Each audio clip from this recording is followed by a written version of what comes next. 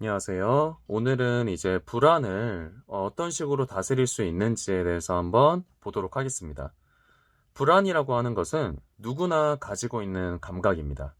이 감각이 없는 사람은 없고 또 이러한 감각이 있어야 미래에 일어날 수 있는 일에 대응하고 생존에 유리할 수 있도록 예민함을 잘 유지할 수 있게 해줍니다.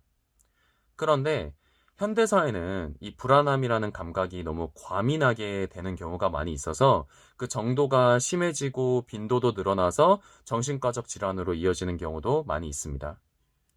그리고 그러한 정신적인 문제가 신체적인 증상으로까지 이어지는 경우도 많이 있습니다. 불면증, 가슴 두근거림, 흉통, 소화불량, 과민성 대장증후군 등등 다양하게 나타날 수 있겠죠. 저희가 이제 시험을 본다 했을 때 긴장을 많이 하게 되면서 가슴이 두근거리고 소화도 잘 안 되고 복통도 잘 일어나고 등등 그런 경험을 해보셨을 수도 있을 겁니다. 그래서 이 불안이라고 하는 것은 단순히 감각이라고 무시할 것이 아닙니다. 심신일여라는 말도 있죠. 마음과 몸은 하나다. 즉 마음이 문제가 생기면 몸에도 문제가 같이 생기게 될 수밖에 없습니다. 반대로 몸에 생긴 문제가 마음에도 영향을 끼칠 수가 있게 되죠.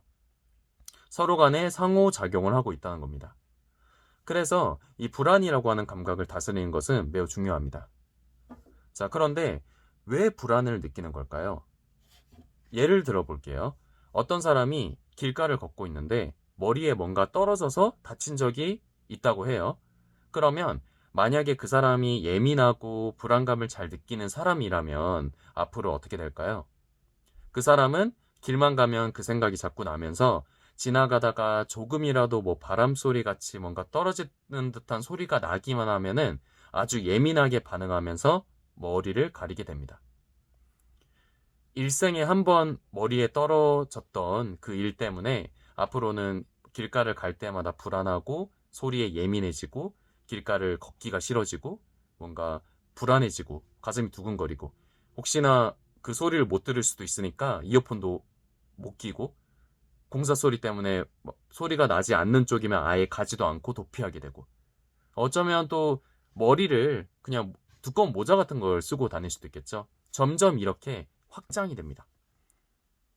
그러니까 떨어지는 그 자체가 아니라 모든 변수 자체에 과도하게 신경을 쓰게 됩니다.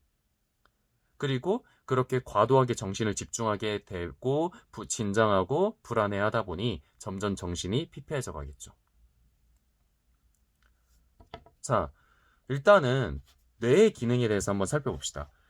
저희 뇌는 정말 많은 일들을 처리하느라 매우 바쁩니다.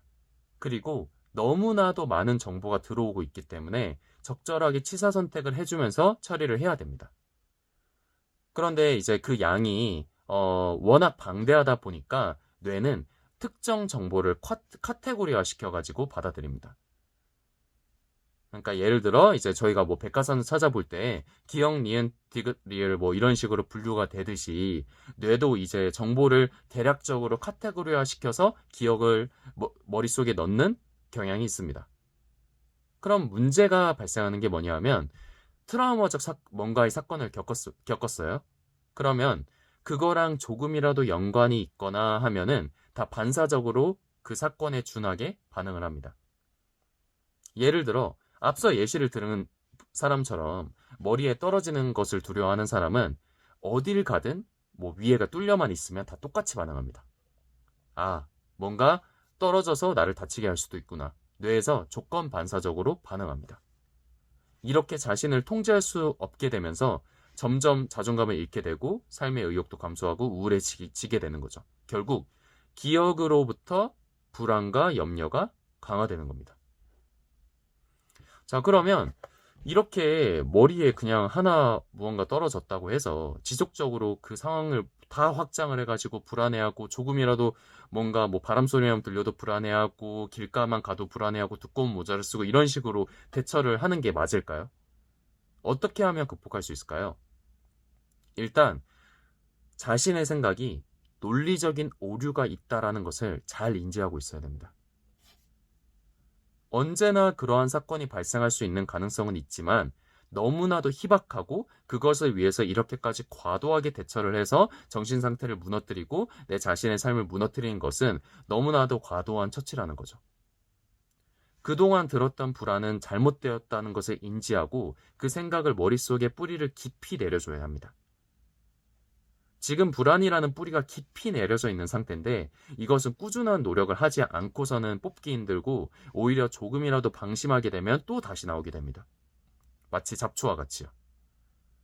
그래서 꾸준히 이 불안은 논리적으로 잘못되었다라는 인식을 명확하게 해주어야 하고 그 뿌리를 깊이 내려서 흔들리지 않는 것이 중요합니다. 이러한 불안에 대한 뿌리를 지속적으로 검토하고 고민하고 간파하고 자신의 중심을 굳건하게 잡아서 불안을 다스릴 수 있어야 합니다.